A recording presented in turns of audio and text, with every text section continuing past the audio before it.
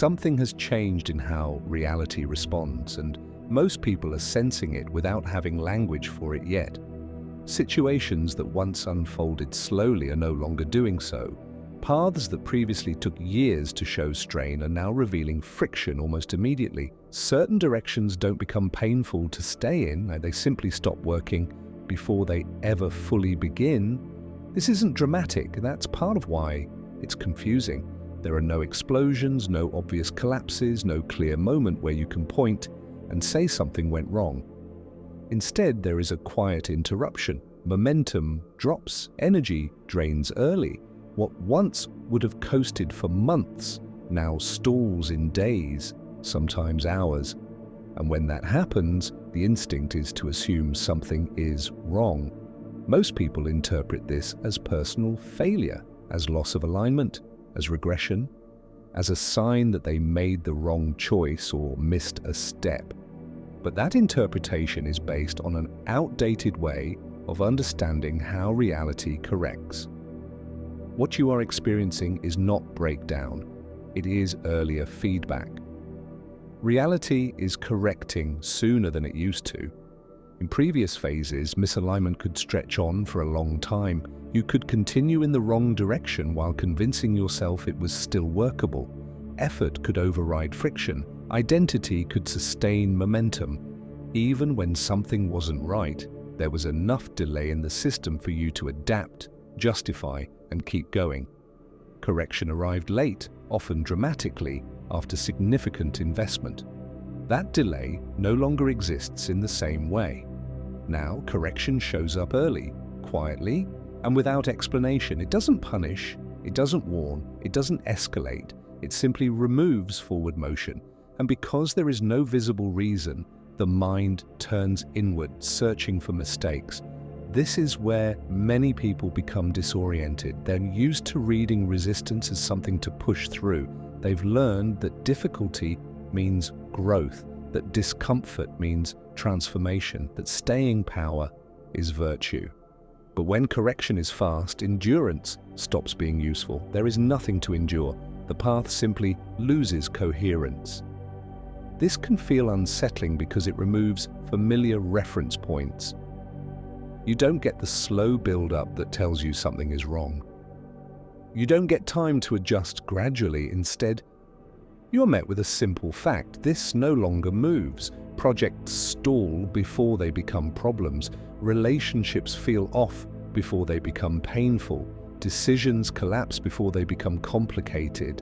There is less room to drift, and drift, for a long time, was how many people navigated life. It's important to say clearly, this is not about punishment or reward. Reality is not judging you. It is not reacting emotionally. It is responding structurally. The system has become more precise. Precision feels harsh only when you expect tolerance. Most people don't realize how much of their identity was built during delay. Delay allowed stories to form. It allowed commitment to deepen. It allowed explanation to catch up to experience. When delay disappears, identity has less to hold on to. Things end before they acquire meaning. And that can feel like instability even when it's actually clarity. This is why so many people are saying the same thing in different ways. That nothing is holding. That things don't unfold like they used to. That there's less patience in life. That options seem to disappear quickly. That pushing forward no longer works the way it once did. These aren't isolated experiences, they're expressions of the same underlying change. Reality is no longer waiting. That doesn't mean it's rushing. It means it's responding without buffering. The space between cause and effect has shortened. Feedback arrives closer to the moment of deviation, and because that feedback is subtle, it's easy to miss. When something ends loudly, you understand it. When something simply doesn't continue, you question yourself. This is where people make a critical mistake. They assume that because correction is quiet, it must be internal. They look for mindset issues, emotional blocks, unresolved patterns. Sometimes those are present, often they're not. Often what's happening is much simpler. The direction just doesn't extend. In the past, reality would let you build far into misalignment before responding. Now it responds at the point of entry. It doesn't wait for consequences to accumulate. It doesn't need to escalate. It corrects at the level of structure, not experience. This is why things feel different now. Not heavier, not lighter, just shorter. Shorter tolerance, shorter loops, shorter windows for drifting without noticing. And when you're used to long arcs, short arcs can feel abrupt, even unfair. But nothing is being taken away. Time isn't being compressed to punish you. It's being refined to reduce waste. What once required major collapse to redirect you now requires only a small signal. If you respond early, nothing dramatic needs to happen. The problem is that most people don't trust small signals. They're conditioned to wait for proof. They expect friction to intensify before taking it seriously. But in a system that corrects early, waiting creates unnecessary loss. Not because you're wrong, but because you're late. This is not something to fix or optimize, it's something to recognize. The rules didn't change overnight, but the tolerance did. Reality is less patient with what doesn't fit because it no longer needs to be. The cost of delay is higher than the cost of adjustment. If you've noticed that you can't stay in situations that used to be manageable, the paths close before they fully open, that explanations arrive after things have already stopped, you're not imagining it. And you're not failing. You're encountering a system that no longer allows prolonged misalignment. But this doesn't mean everything will work smoothly. It means friction is informational rather than accumulative. You don't get dragged for months. You get nudged immediately. And if you ignore that nudge, you don't get a bigger one. You just lose motion. That loss of motion is often misread as stagnation. But stagnation implies something is stuck. What's happening here is different. Something is being filtered out before it solidifies. That can feel empty if you're used to filling time with persistence. Reality correcting faster is not about urgency, it's about precision. And precision doesn't announce itself. It simply adjusts conditions so that what doesn't fit can't continue unnoticed. This is the environment many people are now living in, not because they're advanced, awakened, or ready, but because the system itself has shifted how it responds. If you try to navigate this environment using old expectations, it will feel confusing. If you recognize the change, it becomes legible. Nothing here is asking you to believe anything. This is not a warning or a promise. It's a description of what's already happening.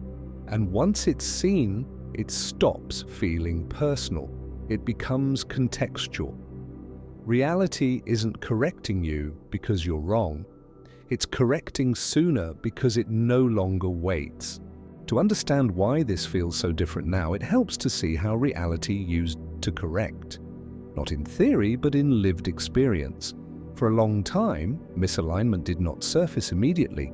It unfolded slowly. There was space between choice and consequence, between deviation and feedback. That space acted as a buffer, and most people learned to live inside it. Delay created tolerance. You could move in directions that weren't quite right and still make progress. You could compensate with effort, with discipline, with belief. Even when something felt off, there was enough forward motion to override the signal. You could tell yourself it would improve, that you just needed to push a little longer, refine the approach, commit more fully. Often, that worked for a while. This delay wasn't accidental. It was part of how the system functioned. It allowed for learning through endurance. It gave identity time to form around choices. It let narratives develop. You could become someone who was committed, persistent, resilient. Those qualities were reinforced because the system allowed you to carry misalignment without immediate collapse. When correction finally arrived, it was usually loud: burnout, breakdown, conflict, crisis, something large enough to interrupt momentum. Only then did redirection occur. The cost was high, but it was familiar. You knew how to interpret it. Something big happened, so something had to change. That rhythm shaped how people learned to read reality. Difficulty meant meaning. Struggle meant purpose. Delay meant you were still in the process. Endurance became proof that you were on the right path, or at least on a path worth continuing. And because correction came late, people grew used to negotiating with friction instead of responding to it. Delay also gave the mind time to adapt. If a situation wasn't working, you could explain it to yourself. You could adjust expectations. You could reinterpret discomfort as growth. This wasn't denial, it was survival. In a system with long feedback loops, interpretation filled the gap between signal and response. Over time, this created a deep assumption. If something is still unfolding, it must still be viable. If it hasn't collapsed, it must still be correctable. If it requires effort, that effort must be meaningful. These assumptions were reinforced again and again because the system supported them. But delay was never a sign of approval. It was simply latency. It was time lag between deviation and correction. And latency creates the illusion of stability. When nothing pushes back immediately, it's easy to believe you're moving in the right direction. This is why the current change feels so destabilizing. Not because reality has become harsher, but because the buffer has thinned. What once unfolded over years now unfolds in weeks. What once required a crisis now requires a loss of coherence. And without delay, many of the strategies people relied on no longer function. Effort used to be a bridge. You could carry yourself across misalignment through will. Now effort often makes the signal clearer rather than resolving it. Pushing doesn't create continuity. It exposes the lack of it, and that can feel like rejection if you're used to effort being rewarded with time. Identity was also built inside delay. You had time to become the role you were playing, the committed one, the patient one, the one who sticks it out. Delay allowed these identities to stabilize before being challenged. When correction arrived late, identity was already invested. The collapse was dramatic because the structure was fully built. Now many things end before identity forms. Roles dissolve before they solidify. Commitments lose traction before they become central. This doesn't feel like correction, it feels like nothing happening. And that absence can be unsettling because there's no story to explain it.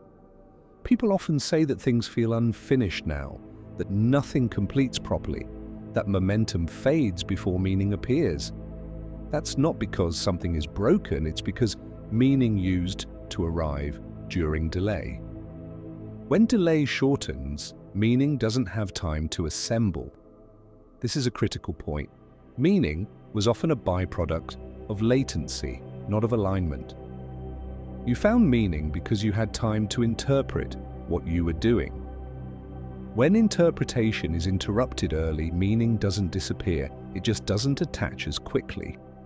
And without meaning, it can feel like nothing is happening. In the old rhythm, you could ignore early signals. They were quiet, and you knew you had time. You could wait until the signal became undeniable. Now, early signals are often the only ones you get. If you ignore them, nothing escalates. There is no dramatic warning. There is simply no continuation. This is why people feel confused. They're waiting for something to break so they can respond. But in a system that corrects early, breaking is unnecessary. The correction happens before damage accumulates. There is nothing to fix because nothing was built far enough to collapse. Delay also allowed people to believe that persistence itself was alignment, that staying was virtuous, that leaving early meant giving up. Those values made sense in a system that tolerated drift. In a system that doesn't, those same values create friction. It's not that persistence is wrong now, it's that persistence without coherence doesn't generate forward motion. You can stay, but staying doesn't produce anything. That feels like stagnation only if you expect time to reward endurance. When delay was longer, time acted as a cushion. It softened mistakes, it spread consequences out. It gave room for adjustment. Now time behaves differently. It doesn't cushion, it reflects. If something fits, it moves. If it doesn't extend. This change removes a lot of noise, but it also removes a lot of comfort. You no longer get long explanations before things end. You no longer get gradual deterioration that prepares you emotionally. Endings are cleaner but less narratively satisfying. This is why so many people are looking backward right now, trying to understand what they did wrong. They're applying old interpretive tools to a new rhythm. They expect to find a mistake because they're used to correction meaning error. But what's happening now is not error correction, it's path correction. The system isn't waiting for you to fail before responding. It responds at the first point of misfit. That response doesn't accuse, doesn't diagnose, it simply stops providing continuity. Delay once protected you by giving you time. Now, precision protects you by reducing waste. Both are forms of care, they just feel very different from the inside. If you understand how delay used to function, the present moment becomes easier to read. You stop waiting for collapse, you stop looking for drama, you stop assuming that silence means you're doing something wrong. You begin to see that what's missing is not opportunity, but tolerance. Reality didn't take something away, it shortened the distance between signal and response. And when that distance shortens, everything you learn to rely on during delay has to be reinterpreted. What is happening now can't be understood by looking at emotions, mindset, or personal readiness. It has to be understood structurally. The relationship between cause and effect has tightened. The distance between a misaligned move and the system's response has shortened. This is not metaphorical, it is operational. In practical terms, reality is no longer allowing actions to accumulate before responding, it is responding closer to the point of deviation. The moment something begins to drift, continuity weakens, not dramatically, quietly. The path doesn't collapse, it simply fails to extend. This compression changes everything about how experience is interpreted. In a system with long cause and effect chains, you could make many small deviations before the impact became visible. You could correct later, you could adapt as you went, you could treat early discomfort as noise and wait for confirmation. Now, confirmation doesn't arrive through escalation, it arrives through absence. The absence of continuation is the signal. This is difficult to read because absence doesn't demand attention. There is no conflict to respond to, no crisis to resolve. There is simply a lack of momentum, and when you're conditioned to read reality through intensity, lack of intensity feels meaningless. You assume you're missing something. You assume you should try harder. But in a compressed system, trying harder does not restore flow. It amplifies misfit. The system is not asking for effort, it is registering coherence. When coherence is present, movement occurs naturally. When it isn't, nothing pushes back, nothing breaks, nothing resists.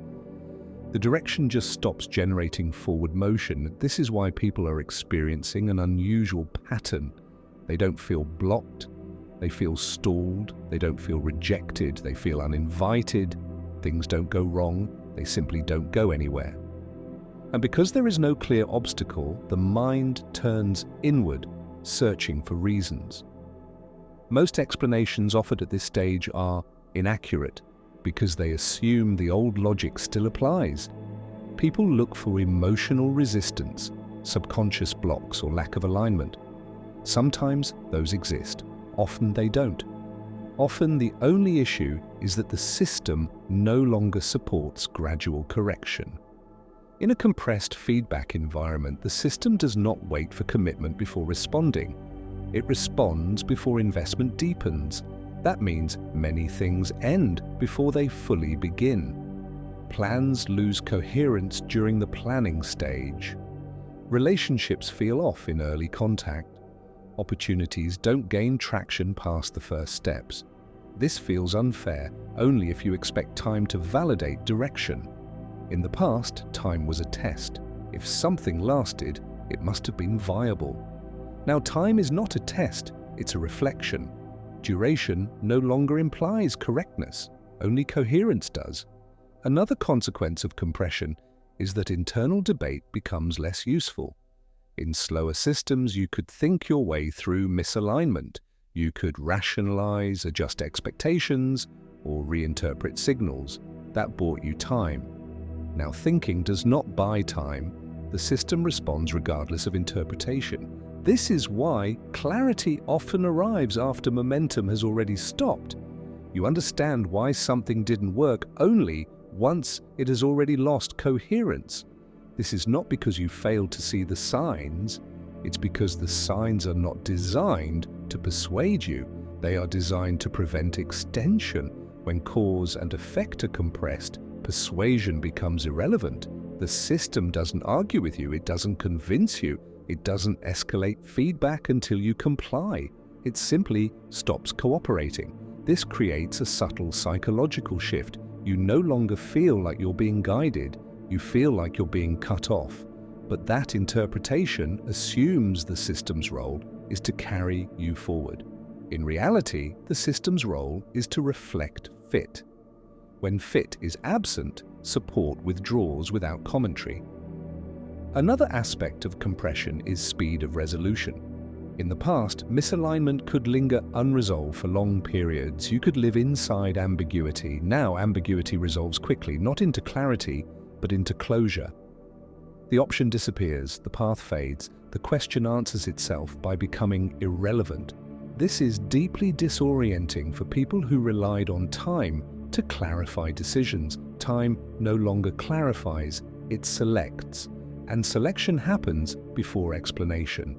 It's important to understand that this is not acceleration in the sense people usually mean. Acceleration implies speed, urgency, pressure. This is not that, this is condensation, less distance, fewer steps, reduced tolerance for deviation. Precision increases, pressure does not. Pressure comes from resisting compression, from trying to stretch a path that no longer extends, from insisting on continuation when the system has already withdrawn support. When people say they feel exhausted now without doing more, this is often why they are working against early correction. Compression also changes how effort feels. Effort used to be a signal of commitment. Now effort without coherence drains immediately. There is no delayed reward, no sense of building towards something. Energy is spent without return, and that absence of return is the feedback. This is why many people report feeling tired, not because they're doing too much, but because what they're doing doesn't move. Motion without progress is more draining than rest. In a compressed system, feedback does not come in the form of difficulty. It comes in the form of inefficiency. You can still act, you can still push, but nothing compounds, nothing accumulates, nothing builds. That lack of accumulation is the correction. When you see this clearly, many experiences that felt confusing begin to make sense.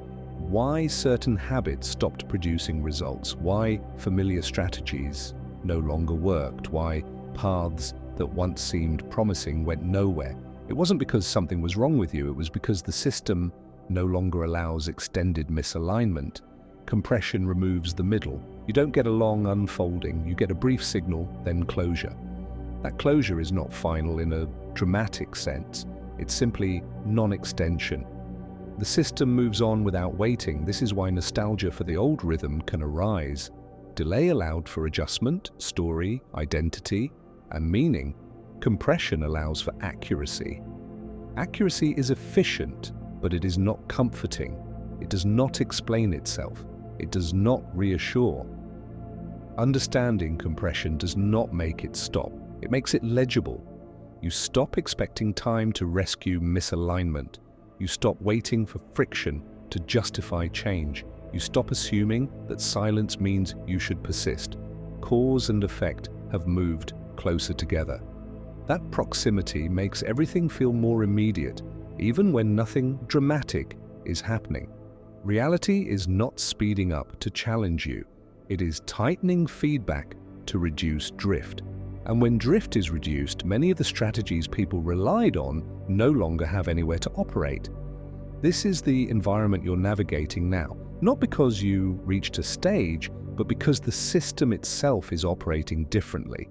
Once you see that, you stop personalizing what is structural. And when personalization drops, the experience becomes easier to read, even when it remains uncomfortable. Cause and effect are no longer separated by time. They are separated only by coherence. When correction happens early, the mind almost always misreads it.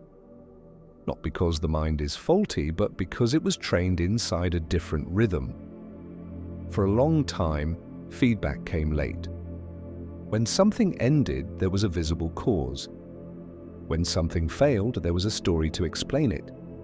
Now, when things stop before they fully form, there is no obvious reason. And without a reason, the mind turns inward.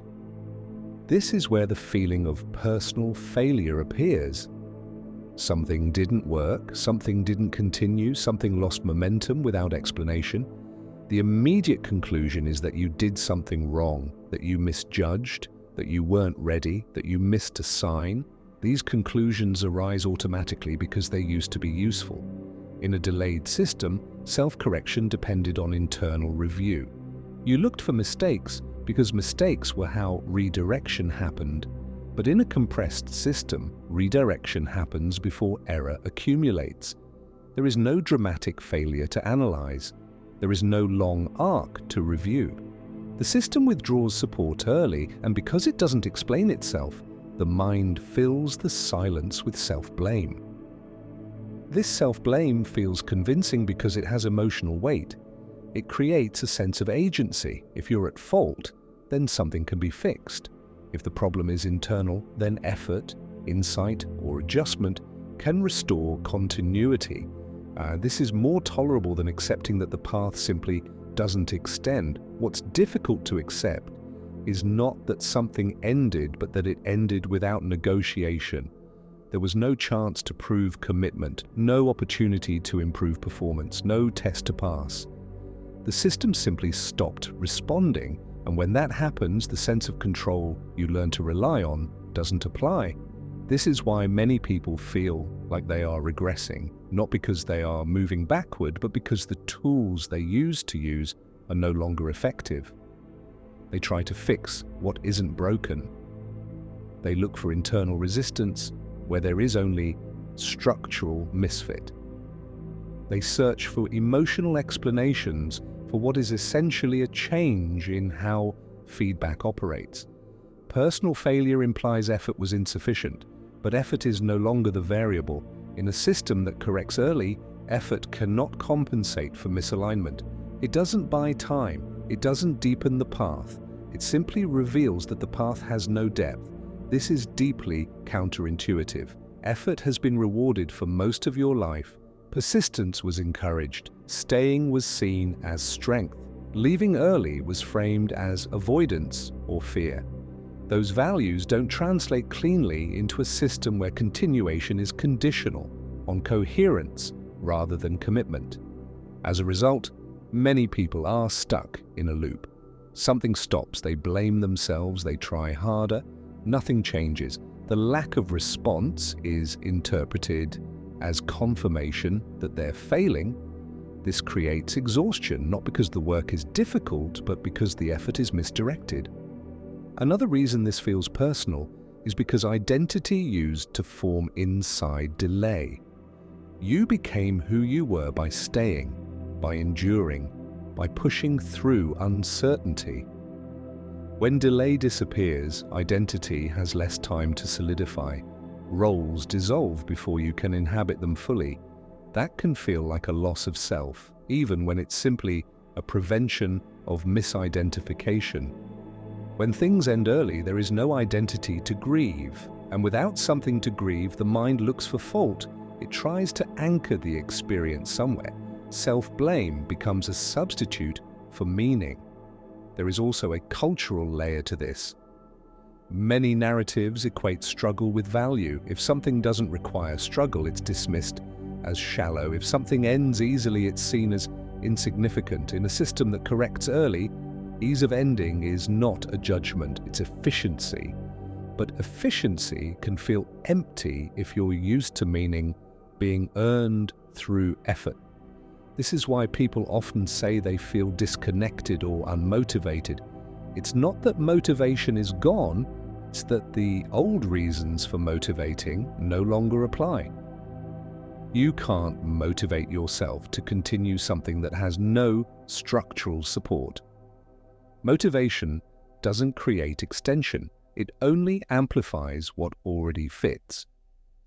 The lack of escalation is another source of confusion. People expect resistance to grow if something isn't working. They expect pressure, conflict, or crisis.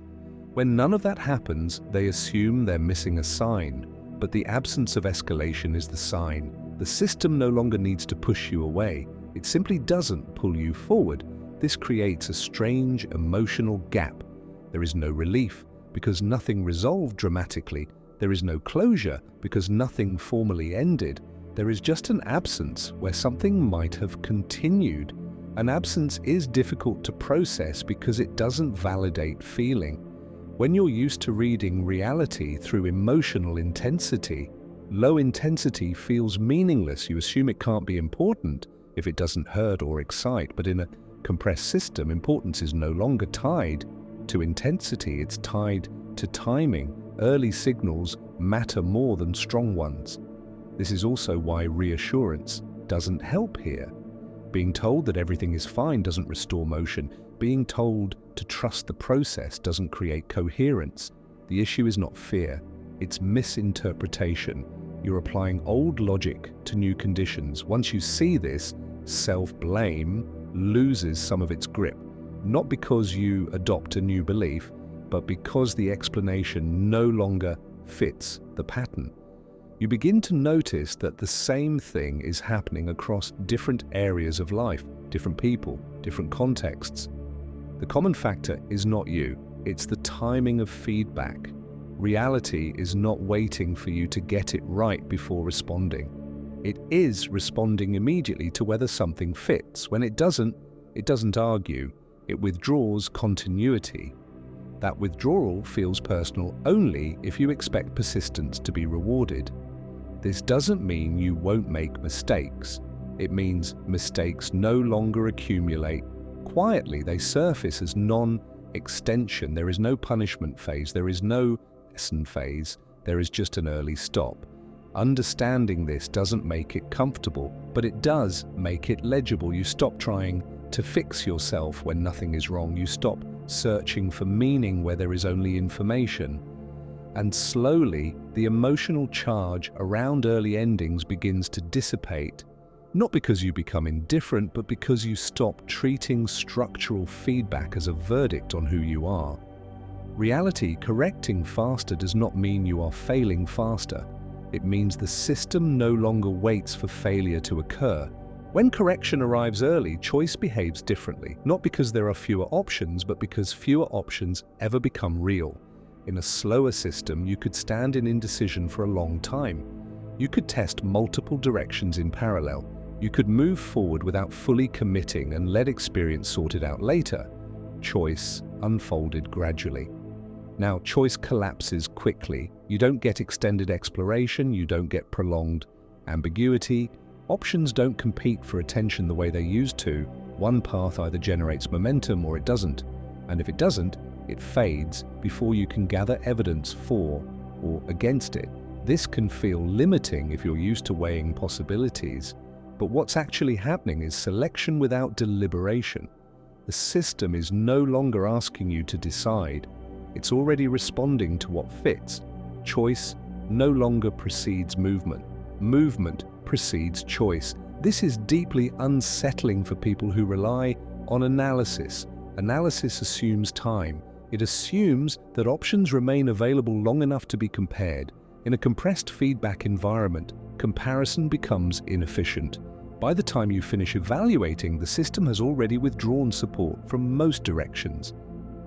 This is why many people feel rushed. even when nothing is urgent. The rush isn't coming from time pressure. It's coming from the disappearance of alternatives. When options collapse early, the mind experiences loss before it experiences clarity. It feels as though something was taken away, even when nothing was actually chosen. In the past, you could delay choice and still progress. Now, delay often results in non-movement, not as punishment, but as consequence. The system is not waiting for your conclusion. It responds to coherence in real time. When coherence is present, movement appears. When it isn't, options remain theoretical. This changes how commitment functions. Commitment used to build over time.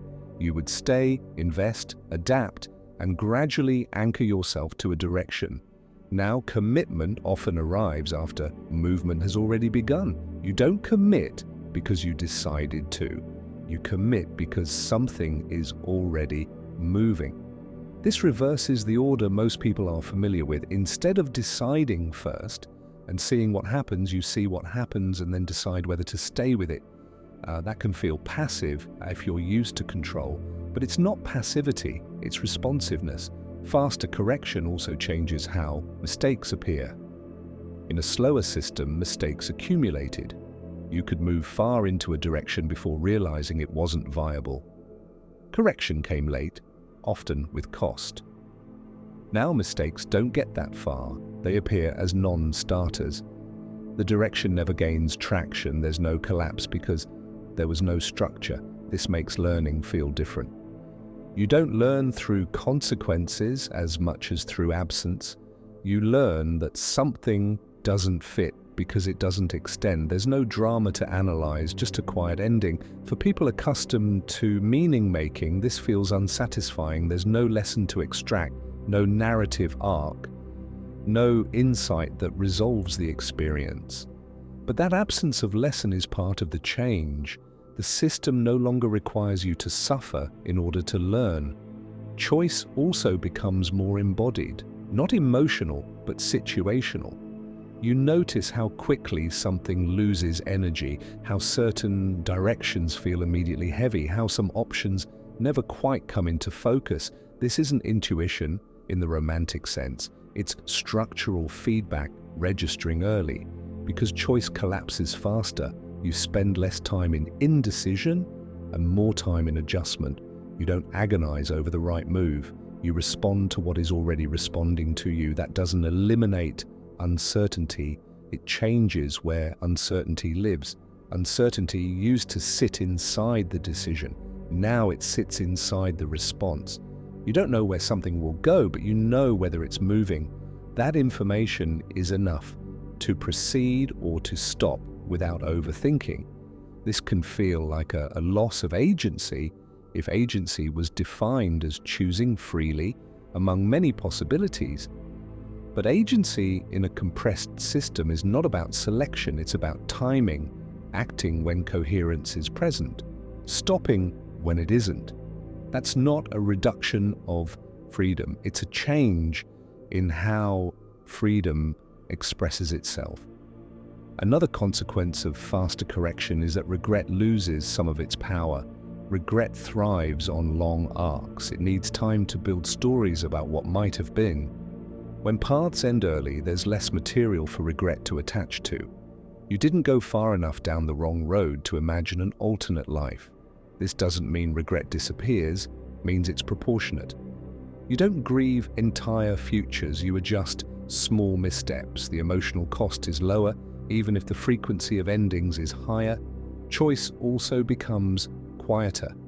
There's less internal debate, fewer pro and con lists. Not because decisions are easier, but because many options never demand consideration. They simply don't activate. Silence replaces conflict. This silence can be misread as lack of direction. In reality, it's the absence of false options. When the system filters early, you're left with fewer but clearer paths. That clarity doesn't arrive as certainty, it arrives as continuation. What continues feels neutral, not exciting. What stops feels clean, not dramatic. This neutrality is often unsettling because it doesn't validate emotional investment, but it is efficient. It reduces waste, it conserves energy. People often ask how to make better choices in this environment, but that question assumes choice is the primary lever. In a compressed system, responsiveness is the lever. You don't improve outcomes by choosing better. You improve outcomes by responding earlier. This doesn't mean you stop thinking. It means thinking no longer leads, it follows. You understand after movement has begun or ended. Explanation trails response instead of guiding it. When correction is fast, choice is less about deciding and more about noticing. Noticing what moves, noticing what stops, noticing what doesn't even start. That noticing doesn't require effort. It happens automatically when you're not trying to force continuity. Choice in this context is not heroic, it's mundane. It happens quietly, often without recognition, and because it doesn't feel like choosing, many people believe they're losing agency. In reality, agency has shifted location. It no longer lives in deliberation, it lives in response time. The faster reality corrects, the less time you have to argue with feedback. And the less you argue, the less energy is lost in paths that were never meant to extend. Choice hasn't disappeared, it has become immediate.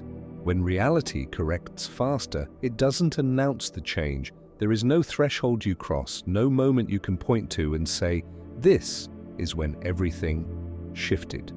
The adjustment happens quietly, and because it is quiet, it's easy to misread. But once you see it, you can't unsee it. Life begins to feel more immediate, not in the sense of urgency, but in the sense of consequence. Actions register sooner, directions resolve earlier. You don't get as far before knowing whether something fits, and because of that, you stop relying on endurance as proof of correctness. This is where many people struggle. Endurance was once a virtue, staying was once how meaning was built, pushing through uncertainty was once how identity formed. When those patterns stop working, it can feel as though something essential has been lost. But what has actually been lost is delay. Delay allowed for story, it allowed for justification, it allowed for hope to survive without evidence.